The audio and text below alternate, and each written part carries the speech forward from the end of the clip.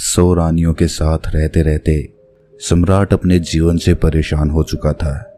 उसे अपनी युवावस्था के वो दिन याद हो आए जब उसके मन में स्त्रियों के प्रति कोई आकर्षण नहीं था, जब उसे काम शक्ति और काम वासना के बारे में पता तक नहीं था। उस समय को याद करके राजा की आंखों में आंसू आ गए। कितना ऊर्जावान, कितना जोशीला और कितना ताजगी से भरा हुआ रहा करता था वो। और आज वो सम्राट बूढ़ा हो चुका था, लेकिन बूढ़ा होने के बाद भी वो अपनी कामवासना से छुटकारा नहीं पा सका था। यूं तो उसने हजारों युद्ध जीते थे, लेकिन अपने मन पर वो आज तक विजय प्राप्त नहीं कर पाया था। अपनी कामवासना के सामने उसने अपने घुटने टेक दिए थे। अब तो सम्राट को चिंता होने लगी थी, क्योंकि वो बूढ़ा हो चुका था और किसी भी वक्त उसकी मृत्यु हो सकती थी। लेकिन मृत्यु को अपने सामने देखकर जहां पर लोग मोक्ष और मुक्ति की बातें सोचते हैं, वहीं पर वो सम्राट कामवासना के विचारों से घिरा रहता था। 100 रानियां थी उसकी, एक से बढ़कर एक हसीन, और हर रानी के साथ उसने बच्चे भी पैदा किए थे। इतना काम भोगने के बाद भी उसका मन छटपटाता क्यों है? क्यों उसमें अब भी अश्लील विचार आते रहते हैं? सम्राट सोच में पड़ गया कि क्या मरने के बाद भी ये कामवासना का बोझ मैं अपने साथ लेकर यहाँ से जाऊंगा? सम्राट आत्मा के सिद्धांत को मानने वाला था, इसीलिए उसने सोचा कि अगर मैंने अपनी कामवासना से अभी छुटकारा नहीं पाया तो मेरी आत्मा ना जाने कब तक यूं ही भटकती रहेगी। मुझे अपनी आत्मा को मुक्त करने के लिए इन कामवासना के विचारों को यहीं पर छोड़ देना होगा। सम्राट दिन रात इसी चिंता में डूबा रहता था कि किस प्रकार मैं अपनी कामवासना से छुटकारा पा सकता हूँ। और इसीलिए एक दिन उसने अपने राजमहल में सभी विद्वानों की एक सभा बुलाई। स्वाभाविक रूप से सभा में चर्चा का विषय कामवासना ही रखा गया था। सम्राट ने अपने मंत्री से पूरे नगर में घोषणा करवा दी थी कि जो भी विद्वान राजा के मन को संतुष्ट कर पाएगा वो पूरे जीवन काल के लिए राजा का सलाहकार बनकर रहेगा। इसीलिए नगर के सारे विद्वानों में एक होड़ लग गई थी। मंत्रिमंडल के द्वारा तय किए गए दिन नगर के सारे विद्वान राजमहल में पहुंच गए। कोई अपने हाथ में वेद लिए हुए था तो किसी के हाथ में उपनिषद थे। ज्यादातर विद्वान राजा को वेद और उपनिषदों के माध्यम से संतुष्ट करना चाहते थे। सभा में तर्क वितर्क शुरू हुए। सम्राट ने सबसे पहला सवाल पूछा कि ब्रह्मचर्य का असली मतलब क्या होता है। कुछ विद्वानों ने जवाब दिया कि जिस इंसान ने अपने जीवन में कभी भोग नहीं किया होता वही असली ब्रह्मचारी होता है।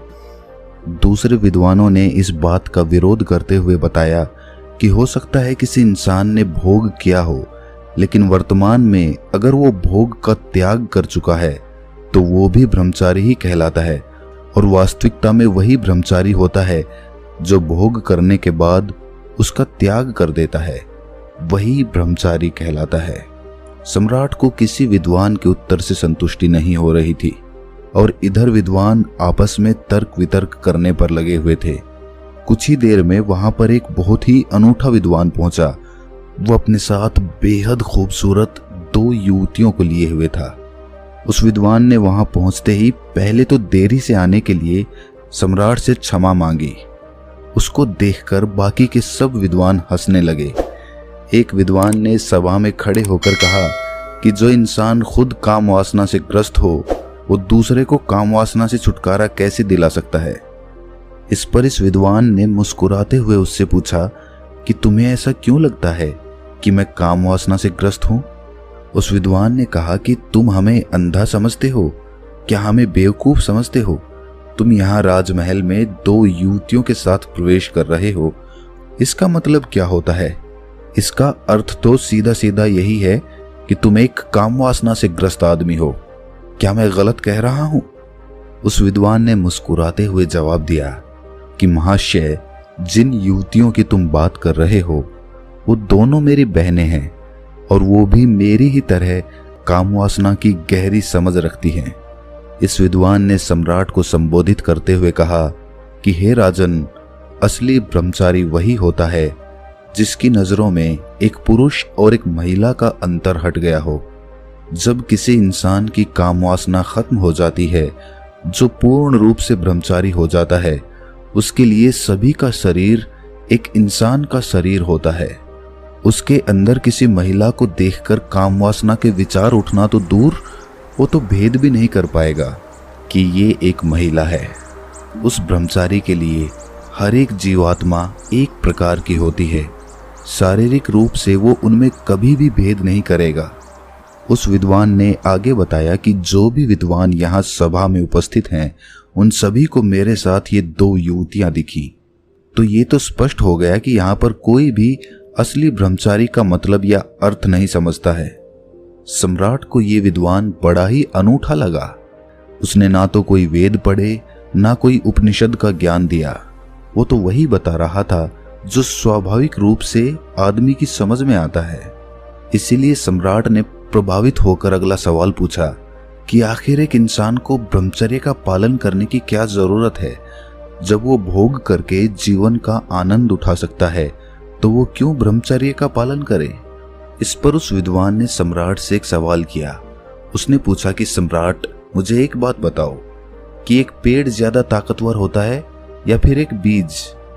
सम्राट ने उत्तर दिया कि एक पेड़ एक बीज से ही तो जन्म लेता है, तो इस प्रकार तो एक बीज एक पेड़ से ज्यादा ताकतवर हुआ। विद्वान ने बताया कि सम्राट, उसी प्रकार हमारे शरीर में भी काम शक्ति रूपी बहुत सारे बीज होते हैं। उनमें असीम ऊर्जा होती है जो हमारे लिए आनंद का स्रोत पैदा करती हैं। लेकिन काम वासना में ग्रस्त होकर हम अपने काम शक्ति रूपी बीजों को यूं ही नष्ट करते रहते हैं, बर्बाद करते रहते हैं।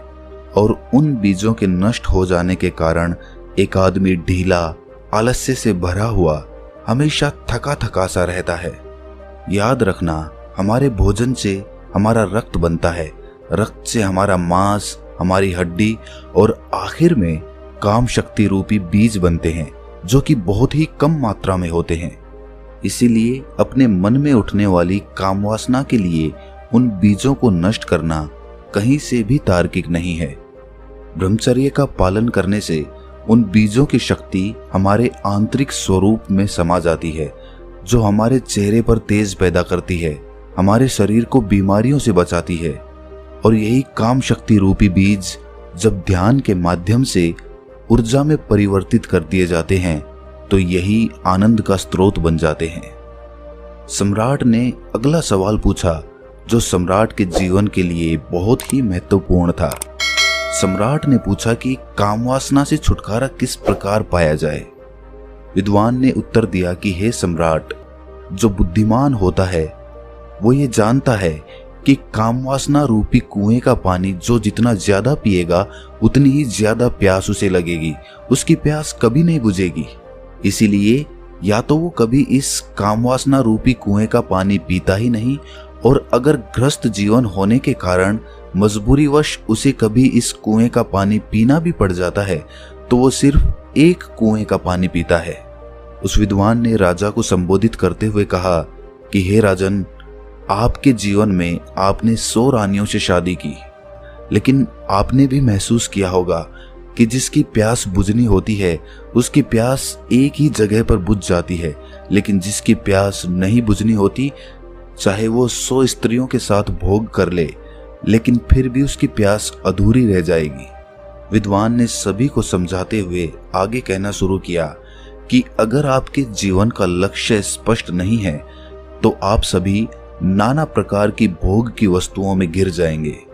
लेकिन वहीं पर अगर आपका लक्ष्य स्पष्ट है, तो आप अपना पूरा ध्यान अपने लक्ष्य को पूरा करने में लगाएंगे, ना कि भोग करने में। सम्राट, तुमने सुना होगा, एक कहावत बहुत पुरानी है कि खाली दिमाग शैतान का घर होता है। इसीलिए एक इंसान को अपने जीवन का लक्ष्य स्पष्ट दिखाई देना चाहिए। शुरुआती चरण में काम वासना हमेशा हमारे विचारों के द्वारा उत्पन्न होती है, और अगर हम अपने विचारों को ऐसी जगह पर लगाएंगे जिससे हमारा लक्ष्य पूरा हो सके, तो हमारे मस्तिष्क में काम वासना के विचारों के लिए कोई जगह ही नहीं बचेगी। विद्वान ने सम्राट को चेतावनी देते हुए कहा कि सम्राट, याद रखना, भोग करने से ज्यादा खतरनाक काम वासना के विचार होते हैं। वो हमारा मानसिक संतुलन बिगाड़ देते हैं, हमारी दृष्टि को भ्रमित कर देते हैं। उस विद्वान ने सभी को सभा में एक कहानी सुनाते हुए कहा कि एक बार 2 सन्यासी भिक्षा मांगकर अपने आश्रम में वापस आ रहे थे। रास्ते में एक नदी थी। उनका आश्रम नदी के उस पार था, इसीलिए उन्हें नदी पार करके जाना होता था। एक दिन जब वो भिक्षा मांगकर अपने आश्रम में वापस लौट रहे थे तो नदी के किनारे एक महिला बैठी हुई थी। उस महिला ने उन दोनों सन्यासियों से पूछा कि क्या आप मुझे नदी पार करवा सकते हैं। उनमें से एक सन्यासी ने तो छूटते ही मना कर दिया। उसने अपने मन में सोचा कि मैंने तो ब्रह्मचर्य का व्रत ले रखा है, भला मैं किसी स्त्री को छू कैसे सकता हूँ। दूसरे सन्यासी ने मुस्कुराते हुए उस महिला को अपने कंधे पर बिठा लिया और अपने कंधे पर बिठाकर उसने उसे वो नदी पार करवा दी। यही बात उस दूसरे सन्यासी को अखर गई। जब वो उस महिला को दूसरे किनारे पर छोड़कर अपने आश्रम के रास्ते से वापस अपने आश्रम आ रहे थे तो उस सन्यासी ने कहा कि तुमने ये ठीक नहीं किया। तुम्हें उस महिला को अपने कंधे पर नहीं बिठाना चाहिए था। तुमने उसे वो नदी पार करवाकर बहुत बड़ी गलती की है, इसीलिए मैं तुम्हारी शिकायत गुरुजी से करूंगा। उस सन्यासी ने हंसते हुए कहा कि मैं तो उस महिला को कभी का अपने कंधे से उतार चुका हूं, लेकिन शायद तुम उसे अपने दिमाग में से अभी तक नहीं उतार पाए हो। सभा में उपस्थित सभी लोग उस विद्वान की ये कहानी बड़े ध्यान से सुन रहे थे। आखिर में विद्वान ने सम्राट को बताया कि सम्राट, उसी तरह हम भी अपने मन पर ना जाने कितने बोझ लेकर चलते रहते हैं। कामुक विचार हमारे मन को उसी प्रकार मैला करते रहते हैं जिस प्रकार सिर्फ एक गंदा नाला पूरी नदी को मैला कर देता है। अगर तुम जीवन में आनंद चाहते हो, ऊर्जा से भरा हुआ महसूस करना चाहते हो, तो अपने मन के लिए पवित्र विचारों का रास्ता बनाओ। उस विद्वान ने आखिर में सबसे महत्वपूर्ण सीख बताते हुए कहा कि जीवन में अगर किसी भी वस्तु का होशपूर्वक भोग किया जाए तो मन उसकी अनित्यता समझ लेता है। मन समझ लेता है कि ये वस्तु हमें हमेशा के लिए आनंद नहीं दे सकती, हमें परमानंद के लिए कोई और रास्ता चुनना होगा। और जब मन इन बातों को समझने लगता है तो अपने आप ही उसमें से काम वासना के विचार विलीन होने लगते हैं। इसीलिए होश में रहकर वस्तुओं का भोग करना सीखो, जिससे तुम उनकी अनित्यता समझ सको। ये सुनकर सम्राट ने प्रश्न किया कि होशपूर्वक भोग भोगने से तुम्हारा मतलब क्या है।